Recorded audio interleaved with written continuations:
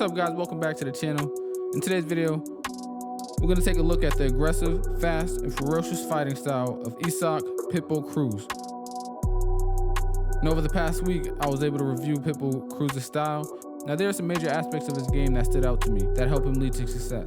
And these include his approach, the high guard, his head movement, his counterpunching, and his hooks and uppercuts. This past March, Pitbull was able to defeat Rolly Romero by knockout in order to take his belt and become a world champion. Now let's start with his approach. I see Pitbull Cruz is a pressure fighter, and he loves to push the pace, fight with aggression, and bring the fight to his opponents. Pitbull's short and stocky build is similar to Mike Tyson. He keeps his chin glued to his chest, constantly moves forward, and utilizes tremendous head movement, footwork, and lands thunderous punches to his opponent's body and head.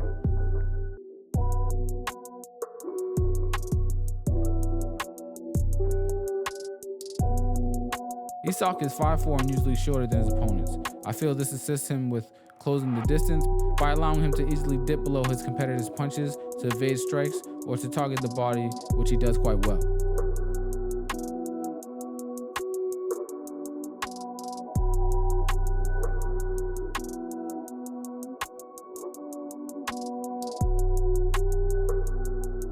Now, the high guard.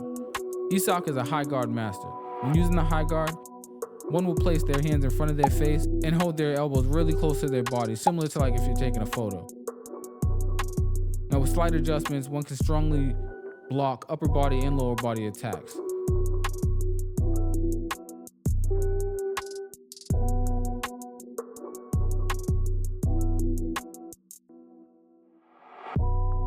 Pitbull uses the high guard for offense and defense. Isak's high guard helps him greatly minimize damage.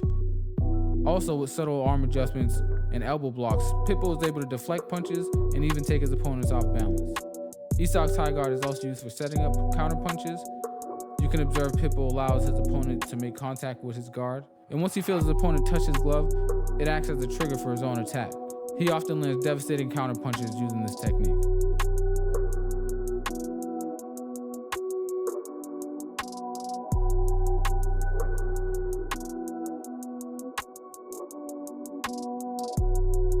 Now, for head movement. Pitbull Cruz uses great head movement to avoid punches and land strikes of his own. As mentioned before, he has an incredible ability to dip below punches. He does this to keep his range, get under punches, and maintain forward movement. He also has an exceptional ability to slip punches.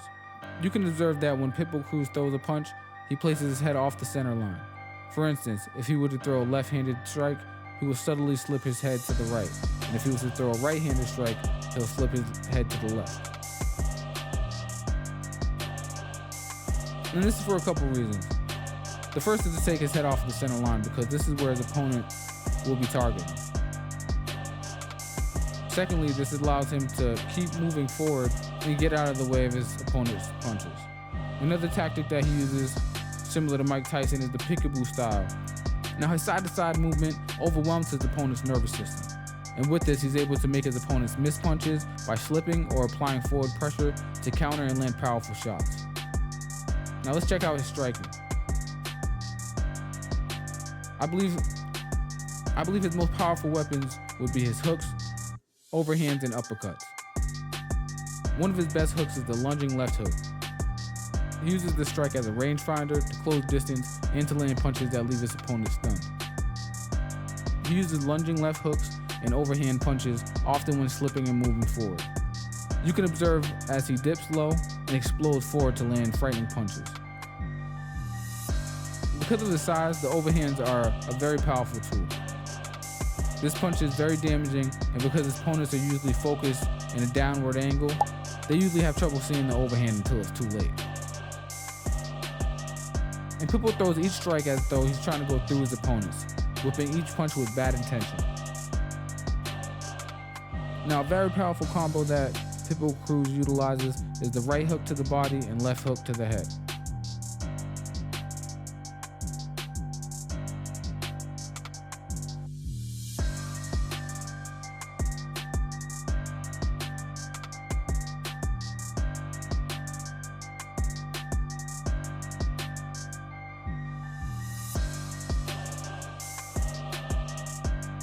Let's take a look at some of his other most used combos.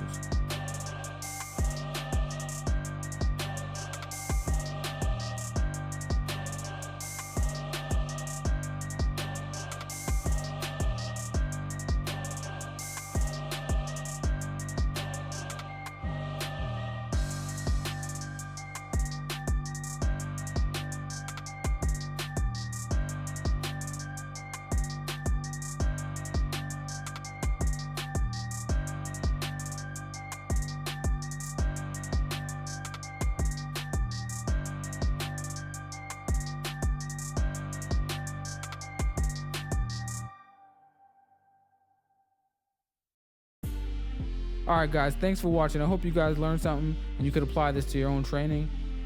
If you guys did get something out of this, make sure you like this video and subscribe to the channel to get more content. And let me know in the comment section what inspired you to get into martial arts. You know, I'd really love to hear from you guys. And until then, I'll see you guys later. Peace.